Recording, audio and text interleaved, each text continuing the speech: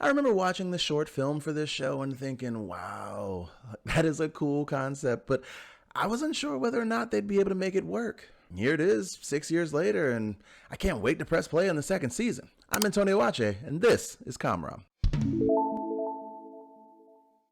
Okay, so in this video, we're going to do a quick recap of Season 1 of Raising Dion. It goes without saying, but I'll state it just in case somebody wants to complain about it in the comments. Here is your spoiler warning. If you haven't seen Season 1 in its entirety, either stop watching now or mute it, that way we can still get the views. Either way, you've been warned. They used the first couple episodes to establish the narrative that we're following Dion and his mom, Nicole, who are struggling to adjust to life after his father's recent death.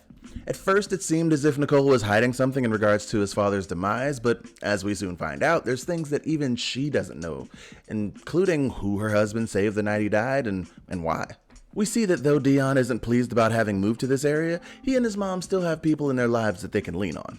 Nicole has friends from college and a sister in the area who's a doctor. Dion is begrudgingly friends with Esperanza from school, but mainly spends free time with his godfather, Pat, who used to work with his dad. In episode 5, we're treated to a flashback that shows us the moment that the radiation from the Aurora Borealis comet combo seized in all those people with powers. We also see a bit of Nicole's life before Dion, which gives her a bit more depth as a character, and that's always a good look. Soon after that, Pat inexplicably takes Dion to work with him, and the stoic boss lady at Biona gets one of the many glimpses into the possibility of Dion having powers. After a couple close calls with Biona and the Crooked Man, Nicole reaches out for a second time to get in touch with Charlotte Tuck, the powered woman who Dion's father saved, and she gets her to agree to train Dion for a time before going off to find other powered people from the list. On one of Charlotte's outings to find powered people, she finds out about the death of a Poison Ivy style farmer dude that we saw a few episodes earlier while talking to his creepy telepathic son. Quite predictably, her interaction with him goes weird when he starts to read her mind against her will, and he even becomes jealous of Dion and angered by the fact that she's about to leave him there. Can I just say, I definitely called him being an antagonist from the moment his dad had to correct him about his murdery comments in their first scene. Like, come on. Pat later lets slip to Dion that he may have healed one of the sick animals at Biona, and Dion attempts to heal Pat of his migraines, but doing so has unforeseen side effects. Dion's aunt, being a doctor, rushes him to the ER to try to stabilize his condition, and ends up confronting Nicole and even accusing her of Munchausen by proxy, until she sees Dion floating above the hospital bed, and that shuts that down real quick. They are finally able to correct Dion's condition thanks to Pat decrypting the dad's notes, and just as it seems like everything is going to be okay, Biona sends the CDC to collect Dion under false pretenses in order to give them a chance to examine him. Compared to Dion's lack of control in the rest of the series, I'm legit surprised that he didn't go full Magneto when they took him away from his mom.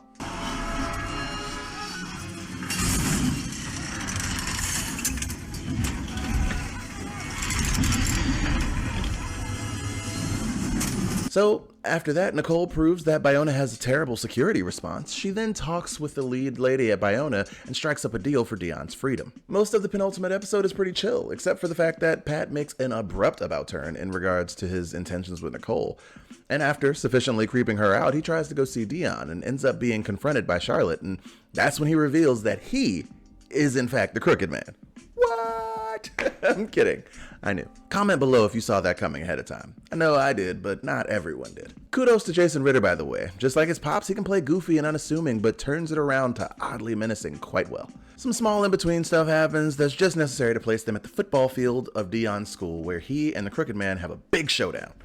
Nicole gets the idea to amplify Dion's powers using a lightning rod as a focal point, and they successfully defeat the Crooked Man, for the time being. Dion's pops corporealizes long enough to get a hug and kiss in and warn them that the Crooked Man isn't quite gone. And a mid-credit style scene shows that the Crooked Man's energy has found its way to the farm guy's little murder telepath. Altogether, it was a solid show. I love the graphics, and the casting seems fairly spot on for the main and supporting roles. I also dig that, similar to young heroes of color like Static, the show doesn't shy away from the topic of race coming into play. I mean, it sucks to think that she's going to have to constantly explain the evils of the world in regards to his powers, but it's realistic to know that she would also have to explain racism to her 70-year-old as well, especially in the South. My main issues with the show?